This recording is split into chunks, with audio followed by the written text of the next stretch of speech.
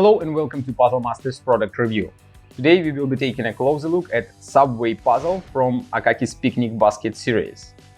This puzzle was designed by Akaki Kumeri from Japan. It is a part of Akaki's Picnic Basket series. All puzzles from this series were 3D printed using a biodegradable PLA.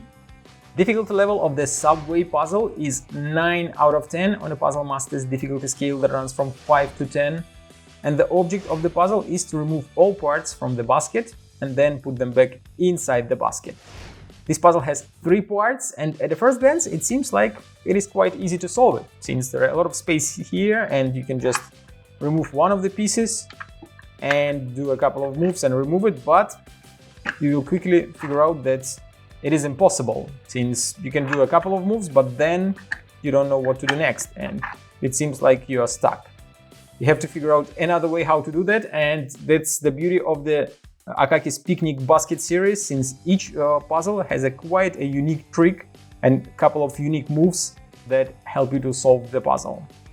What's make this puzzle a little bit more challenging is that you don't know what is the shape of the parts. You can see the shape of one of the pieces, it is quite large, but then you can see only these parts of the next pieces and you don't know how they look and you don't know what to expect next. The Subway puzzle is a part of Akaki's Picnic Basket series. As I told you, there are 10 puzzles in this collection. Each puzzle is unique, have unique solution. Some of them are easy, some of them are hard. And you can buy all these puzzles at puzzlemaster.ca. See you next time.